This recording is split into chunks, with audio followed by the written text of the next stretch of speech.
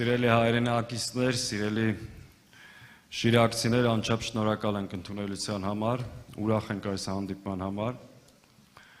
ողջունում եմ բոլորիդ։ Սիրելի հայրենակիցներ, այս օրերին մեր երկրում տեղի է ունենում ընտրարշավ։ Հայաստանի քաղաքական ուժերը այս հանդիպումների ընթացքում փորձում են ներկայացնել իրենց ծրագրերը, իրենց մոտեցումները, երկրի առջև կանգնած մարտահրավերները, դուրս գալու լուծումները եւ հնարավորությունները։ Ինչի՞ եմ սրան հատուկ ուզում անդրադառնալ, որովհետեւ մենք առաջին օրվանից ձեզ բոլորին մի բան ենք փոխանցում, որ այս ընտրությունները հերթական եւ սովորական ընտրություններ չեն։ Սրանք մեր երկրի ճակատագրի հետագա ընթացքի համար ունեն շատ կարևոր նշանակություն եւ եթե մենք մեր ժողովուրդը այս ընտրություններին սխալ ընտրություն կատարի եւ հնարավորություն տա այս չարիքի իշխանությունը մեկ անգամ եւս վերարտադրվի, մեր պետականությունը ամբողջությամբ դրվելու է հարցականի տակ։ Եթե դուք նկատել եք այս ընտրարշավի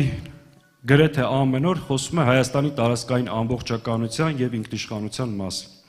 Այս ընթացքում ավելի շատ է խոսվել դրա մասին, քան նախորդ 30 տարիներին միասին վերցրած։ Ու ինչ է ասում այս իշխանությունը։ Ասում է, որ ինքը Հայաստանի ինքնիշխանության եւ տարածքային ամբողջականության պահապանն է, ու եթե ինքը չլինի իշխանության, Հայաստանի ինքնիշխանությունը հանձնվելու է ռուսներին,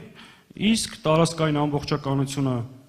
խաթարվելու է ու տեղի ունենալու պատերազմ ու այս խոսույթով փորձում է մեր ժողովրդին վախեցնել։ Մենք ընտրարշավի առաջի օրվանից մի հարցադրում ենք արել։ Այս մասին մենք անընդհատ ու ամեն օր կրկնելու ենք, որտեղ այս ընտրությունների համար ու մեր երկրի վաղվա օրվա համար սա ունի շատ խիստ եւ ճակատագրական նշանակություն։ Ինչ ենք ասել։ Ասել են կարող ես հայտարարել, որ դու այլևս երբեք Հայաստանի Հանրապետությունից որևէ մետր քառակուսի տարածք չես զիջելու Ադրբեջանին։ Մի քանի օր այս հարցադրումից հետո, 2 օր առաջ Նիկոլ Փաշինյանը ասաց, որ այո, Հայաստանի Հանրապետությունից ինքը նոր տարածքներ է զիջելու Ադրբեջանին։ Սա շատ կարևոր ու էական փաստ է եւ կարծում եմ 3 չէ առաջի օրվանից հետո, երբ որ այս պաշտոնական հայտարարությունը արվեց, սա շրջադարձային նշանակություն ունի այս ընտրարշավի համար եւ ես տեղից արդից օգտվելով մեկ անգամ եւս կոչ եմ անում նաեւ ընդդիմադիր դաշտի մյուս քաղաքական ուժերին, որ այս հարցի վրա լուրջ ուշադրություն դարձնել։ Մարդը եկել է ձեզ ասում է մեզ քվեարկեք, որ գնանք Հայաստանի Հանրապետությունից նոր տարածքներ հանձնենք։ Այս ֆիքսում ենք։ Հիմա երկրորդ հարցադրումը, որ մենք արել ենք։ Այն քարտեզը, որ փակցրել ես քո կրծքին, ասում ես, որ սա է իրական Հայաստանը, եւ դու պայքարում ես այդ Հայաստանի համար։ Պատրաստ ես հայտարարելու, որ այդ Հայաստանի քարտեզից, Հայաստանի տարածքից Ադրբեջանը օկուպացրել է 200 կիլոմետրից ավել քառակուսի տարածք եւ Ադրբեջանի զորքերը օր առաջ պետքա դուրս գան Հայաստանի տարածքից։ Պարզ հարցադրում ենք անում։ Ինչ ենք սրա փոխարեն ստանում, մարդը բարձրախոսը վերցրել է, հայտնվել է Երևանի փողոցներում, հարձակվում է քաղաքացիների վրա, երբ որ արցախայինները մոտենում են եւ ասում են մեր հայրենիքը հանձնել ես, մեզ անտուն ես թողես, սկսում է մարդկանց վրա հոխորտալ, թե դուք ինչ եք ողջ, ինչի մեռած չեք, ինչ եք սաղ մնացը։ Այսինքն այս մարդը, այս իրավիճակում ոնց կարա մեր երկիր հետագայում եւս մի քանի տարի փորձի կամ հավակնություն ունենա երկիրը կառավարելու։ Այսքան ծանր է ժողովուրդ մեր վիճակը։ Այս զզվանքից, այս իրավիճակից, այս մոլագարից մենք պետք է կարողանանք ազատվել։ Ու դրա հնարավորությունը հունիսի 7-ն է։ Հունիսի 7-ը այն օրն է, որ մեր ժողովուրդը կարող է այս ամոթի էջը փակել, այս զիջումների, կորուստների, դժբախտությունների շղթան կտրել։ Դրա համար մենք մեկ անգամ եւս կոչ ենք անում մեր հայրենակիցներին, մեր քաղաքացիներին մասնակցել ընտրություններին։ Տեր կանգնել ձեր երկրի պետության ճակատագրին,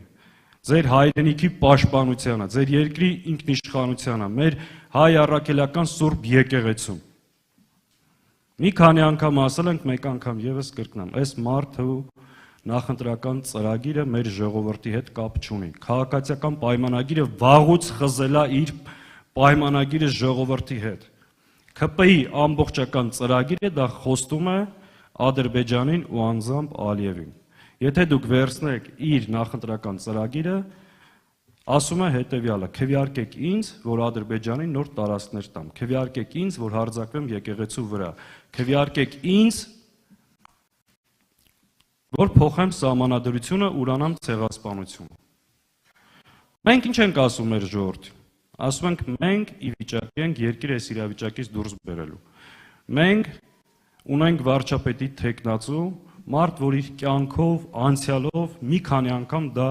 ապացուցել է ճգնաժամային իրավիճակում երկիրը ղեկավարելու, բեկում մտցնելու եւ հզոր պետություն կառուցելու։ Մենք ներկայանում ենք ամենամրցունակ ծրագրով, ամենաուժեղ քաղաքական թիմով եւ վիճակի ենք երկիրը այս իրավիճակից դուրս բերելու ու դրա լուծման բոլոր քայլերն ու հերթականությունները ձեզ ներկայացրել ենք։ Ժորժ ջան, մենք գյուղատնտեսությունից մինչև կրթություն, առողջապահությունից մինչև տնտեսություն եւ սոցիալական ոլորտներ շատ մանրամասն ներկայացրել ենք։